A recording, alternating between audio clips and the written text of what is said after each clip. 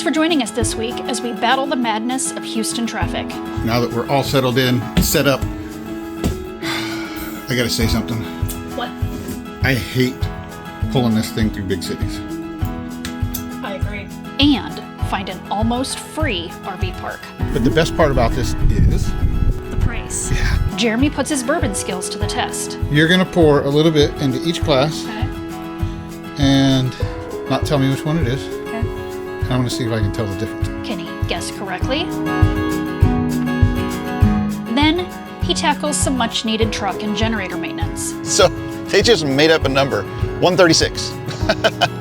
So 136 bucks it cost me. And desperate times call for creative grooming when Wicket gets a kitchen haircut. Stick around, because this one's got a little bit of everything. Got Candace doing my dirty work for me. It's not really dirty, but it's definitely raining cats and dogs out there. So she's gonna pick up the cap for my water filter down there because it's going away. You forgot the keys, didn't you? Huh? You didn't take the keys. Yeah, I didn't realize it was locked.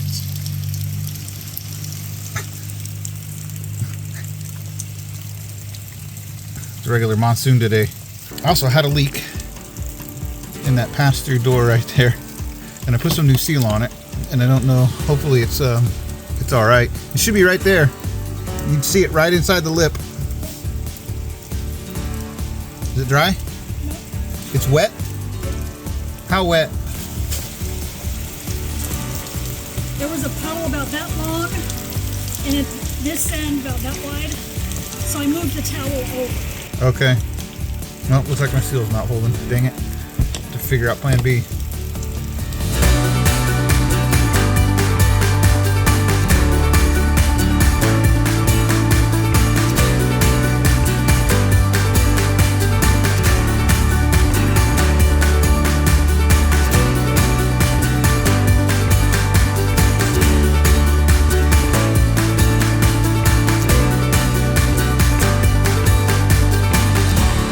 Now that we're all settled in, set up,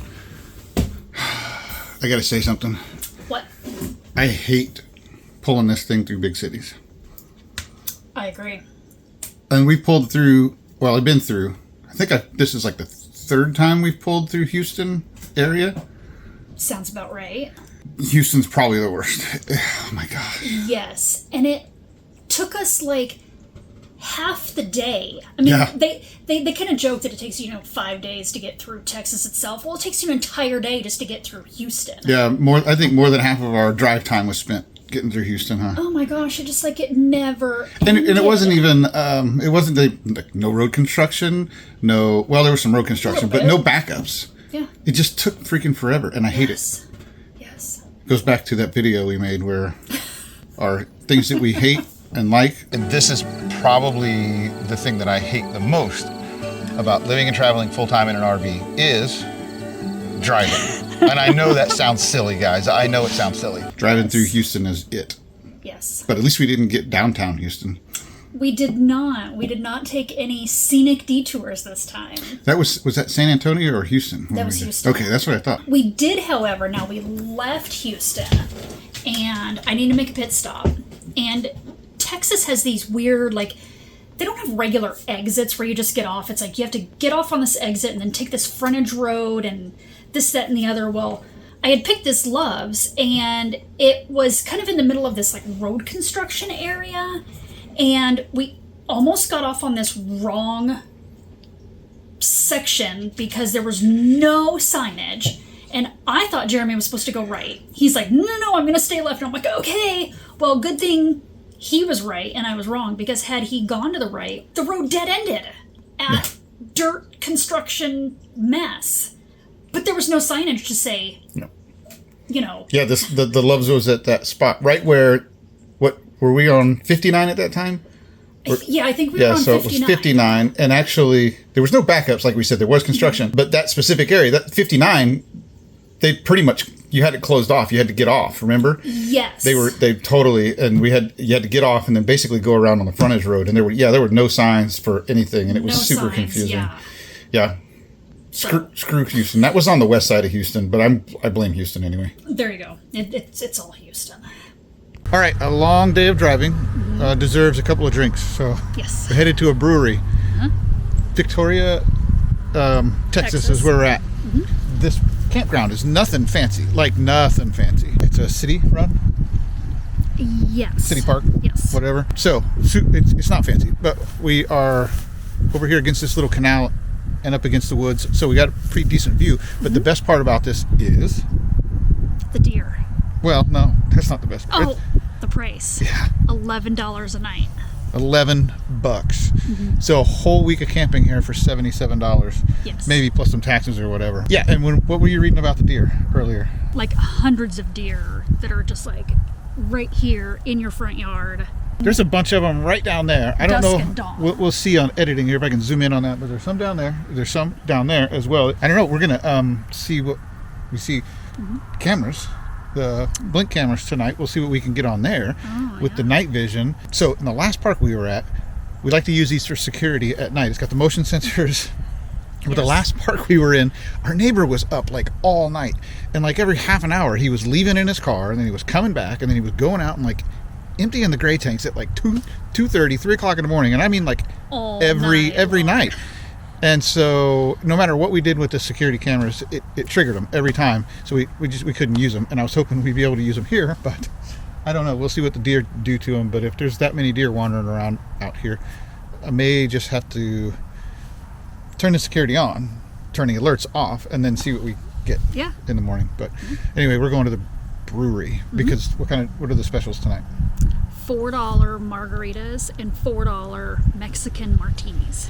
Whatever a Mexican martini is, we'll find out, We'll find out. and we'll let you know. Yes, dear. I think she's getting the shakes again, guys. we're totally out of wine, but that's okay. I'm almost out of bourbon too, but this one gets antsy when there's no wine. Well, and the last grocery store I went to, I thought it was going to be a decent one, but it wasn't. Yeah. And so I ended up just having to get 2 bottles. Because you got to have a decent grocery store to have boxed wine. That's right. All they had was Francia.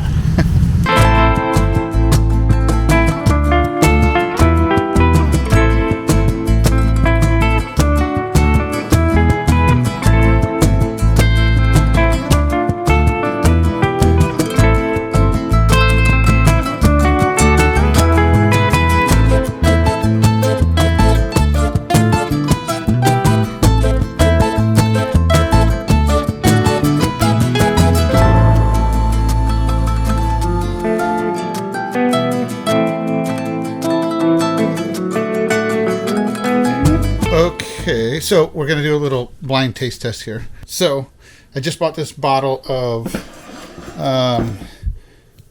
Willet.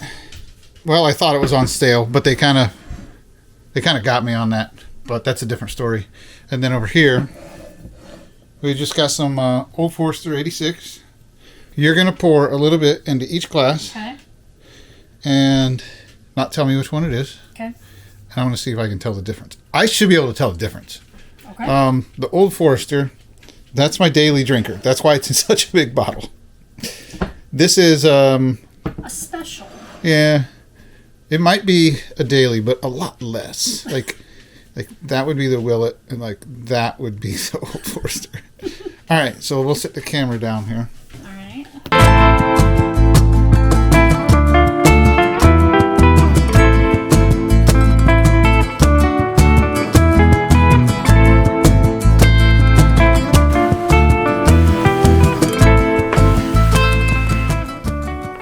Okay. Smell them first. Okay. All right, so there's that one.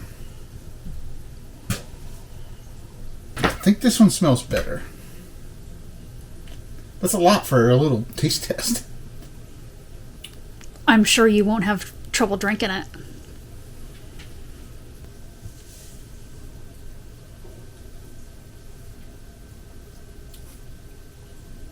All right. Which is which? Willet, Yep. Old Forester. Yep. So I actually think the Old Forester, I like the way it smells better, Okay. but it's not nearly as smooth. This stuff's pretty smooth. This Okay. stuff burns pretty good. The Willet is pretty daggone smooth. So there you go. All right. So is there, besides the fact that the Old Forester is cheaper, is there a purpose to the Old Forester? What do you mean? Well, you said this one's the Willet's smoother. Uh-huh.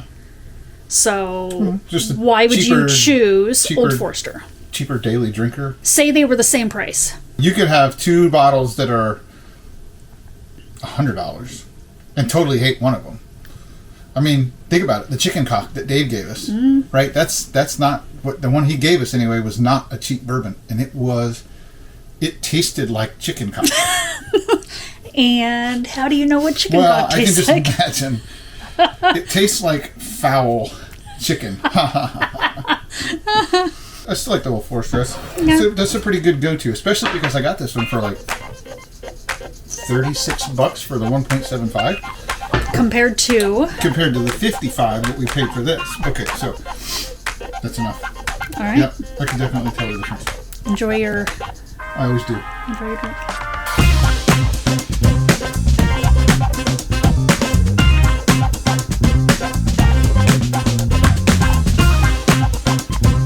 One pair of pants later.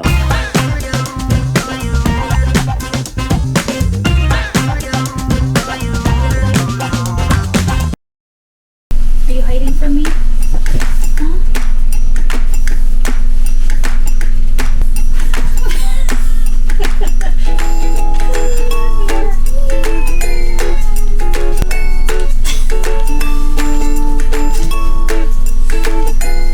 I think somebody knows that something's gonna happen that he's not gonna like.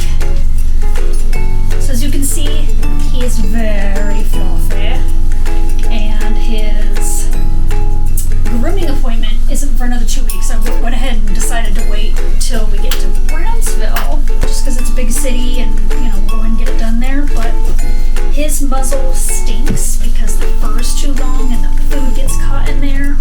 And his paws, as you can see, are turning into teddy bear paws. So, alright, you ready, buddy? I know.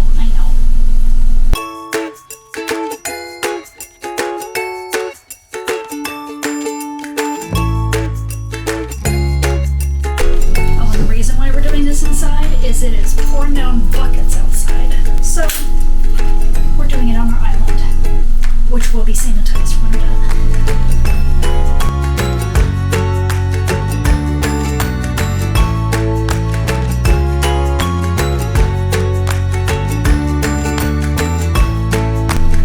Reason why we have to do this is even though we tell them that we like his muzzle really short, they just never get it quite short enough. So we always end up having to kind of trim him up in between.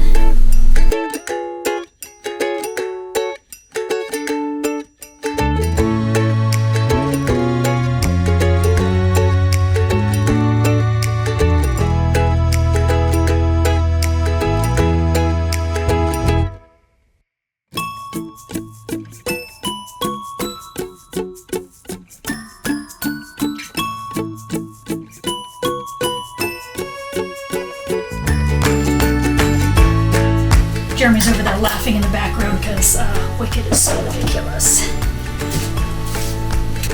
And to do the other side, we just flip him over.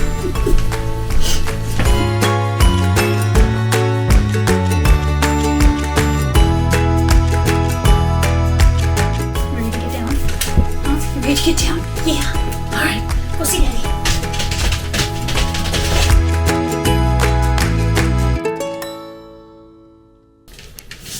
Are you glad to be done? Huh? Yeah. Yeah, what do you think? Do you think you need a treat? Huh? Yeah.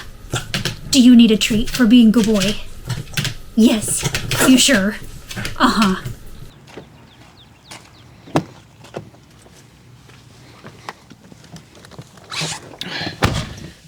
All right.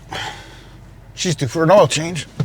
Overdue for an oil change. We've been sitting on 0% for the past couple of days. So we're going to go get that done today. I used to go just exclusively to the dealership. That was really just when this thing was still under warranty. This thing's been out of warranty for some time now. So in order to save a little bit of money, we're just gonna go to one of those quick change lube shops, whatever, where you can just sit in the truck and they do everything while you wait. And hopefully we can save a few bucks there, as long as I can get the right oil. Also, I suppose as long as they don't strip anything out or over torque anything down there, then we'll be all right. So that's where we're gonna go this morning. It's actually gonna be multiple oil changes today because I need to get it done in the generator as well. I think it's been about a year since I've changed that oil. So probably when we get back from this, we'll haul that generator out and get her some fresh oil as well.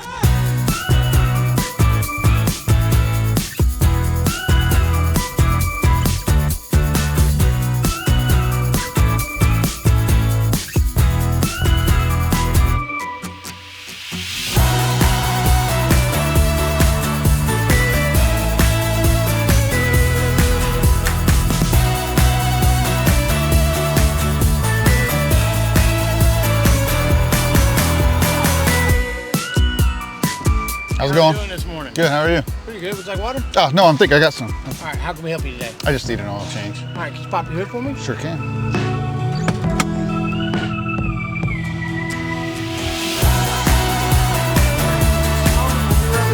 Okay, thanks. 42,684.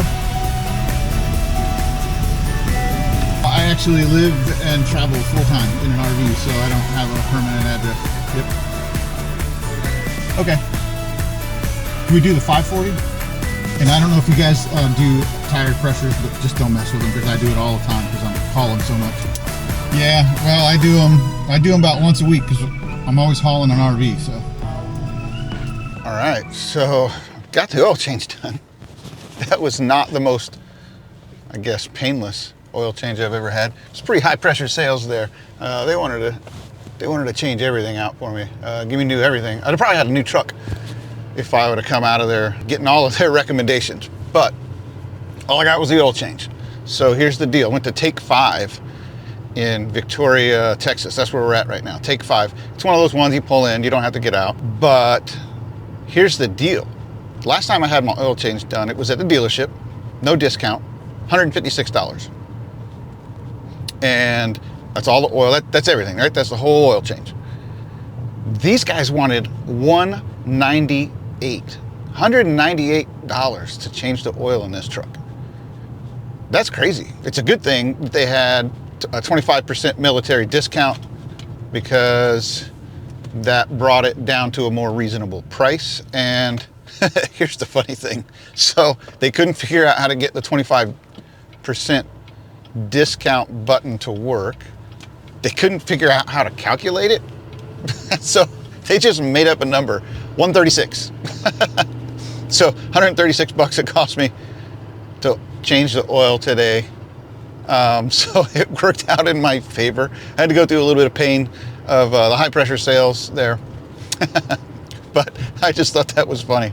They couldn't figure out how to charge me or calculate the 25% off. So they just made up a number. Okay, so anyway, back to the rig. I was gonna stop and get a fuel filter along the way too, because I'm getting pretty low on that. But I think I could get the rest of the way down to Brownsville, Texas to, before I really need to change that out. I think I'm sitting, let's see, we're sitting at about 14%. So that's plenty enough for the next 230 miles or so that we've got to go.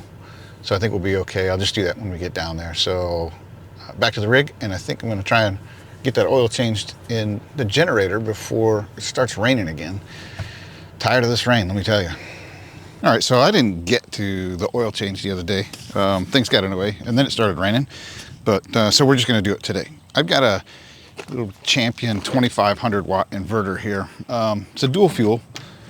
Number one, I never run this thing on gasoline, so it's never had gas in it. I do that because I've never really had good luck with small engines lasting very long. That gasoline gets in there, and you have to add the gas treatment and everything, and it still tends to gum up that carburetor in there. So I just never use gasoline in this, propane only. It does derate it a little bit. This is a 2500 watt inverter generator, so 2500 watts on gasoline as the max power. So you can go up to 2500 watts on the surges. I think it's 2000 watts, like steady state load. Not positive about that. I think it's 2000 watts. Let's see what this says here, 1850. So 1850 watts steady state load and 1665 watts on propane. So it does limit me to that 1665 watts, but that's really all I need out of this thing. I've used it several times. I've never really needed more than that.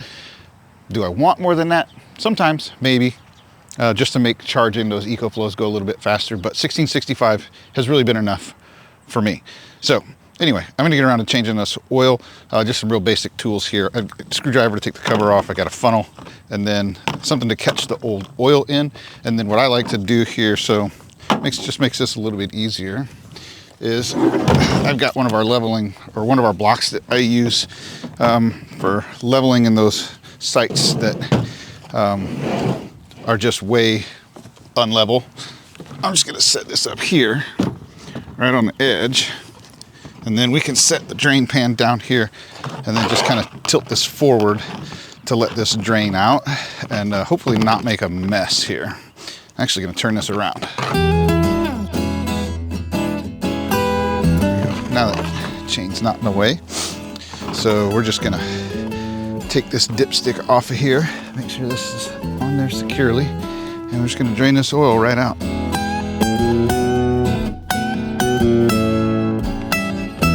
It's been a little while since I've changed this oil in here, so it is a little bit dirty. It's definitely, I'm sure, past when I should have changed it, but you know, it is what it is. We just want to make sure we get as much oil out of here as possible. We don't really want to contaminate that new oil with the old oil, or as little as possible. Now, I'll be honest with you, what I forgot to do here was run this for a few minutes to warm it up.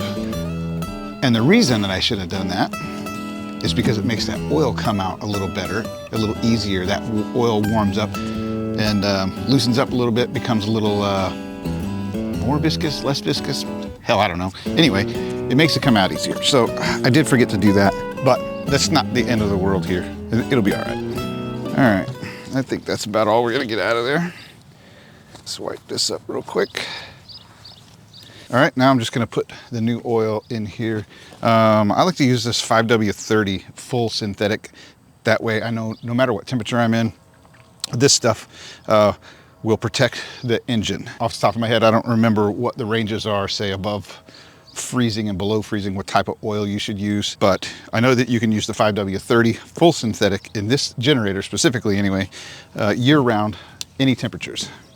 Now, what the manual tells me here is that we want to fill this up, and it needs to be pretty much coming out of here when I'm done, right? So I'm going to fill it up basically to, it says about 2 threads down where this dipstick goes in, and that should be where we fill it to. So that's what I'm going to try to do. And they say it's about 17 ounces, 16.9 ounces. So I wish I had 16.9 ounces exactly, but I don't. I've got 1 quart, so whatever that is, that's probably like 32 ounces or something like that. If I use my little thing on the side here, actually, looks like 16 ounces is here. So I want to go down to about, I don't know, the 11, 12 ounce, something like that, maybe, no.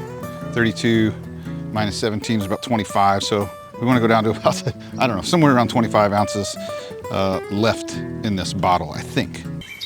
I once again tried to do the math. On many different devices, on a calculator, on a computer. I even searched the internet for one of the automatic calculators and put the numbers in, and I can't get it to get to that number. Again, what it said to do was to fill it up basically till it's just about to overflow here, which it actually is kind of overflowing. So maybe there's a tad bit too much in there, but I think it's okay. So what I'm gonna do here is I'm actually just gonna wait for this to stop dripping out of here. Then I'll go ahead and put that cap back on there. But I just wanna make sure that it's not overly full. So we'll wait till that's done, kind of just draining out the excess. All right, so I think that's probably good. So I'm just gonna wipe up the excess oil here, replace the dipstick. That'll be it for the oil change. Pretty simple. Something that I probably should stay more on top of, but you know how it is. Life happens. All right, that's it for the oil change. Done. What's your question? So we're currently supposed to arrive at the NRVTA campground. the day before your classes start. Okay. Do we maybe want to change and get there a few days early? I don't care. Probably, it might not be a bad idea. Get the lay of the land a couple days early. Right. That way we're not setting up and then you immediately get up at dark 30 to... You giving the British salute there? Yes. I did not put my sunglasses on to come outside. Yep, that's fine. Okay. I'm almost done here. And then we can do whatever we were going to do or not do whatever we were going to do. Okay. Okay. And while we're on the topic of generators, it's kind of a side topic, but not really. I'm going to put a plug out there for a video that I did on how much solar power you need. There are really 3 questions you need to take a deep dive into to determine how much solar power, or how many batteries you need, or maybe even how big of a generator you need in your RV. I actually did a video on it as well as a blog post, but a lot of that content crosses over into the generator realm. You can use that same information to answer either one of those questions. So I wanted to throw that out there because I've gotten a lot of positive feedback on both the video and the blog post. The blog post, in my opinion, is a little bit easier to follow because you can sit there and look at the pictures and read through it. So it's a little bit easier to digest, but I definitely recommend watching the video as well because there are some other tips in there, some additional information in that video. So the best way to go probably is to watch the video and then go check out the blog post because I get a lot of questions about, hey, how big of a generator should I have, or how much solar power, or how many batteries do I need, all of that stuff, right? So because I was getting a lot of questions like that, I decided to do that video and do the blog post. And even since then, I still get those questions and I refer people to those 2 resources, and I've gotten a lot of positive feedback on it. So anyway, that's gonna wrap it up for this. I'm just gonna clean up and we'll be done.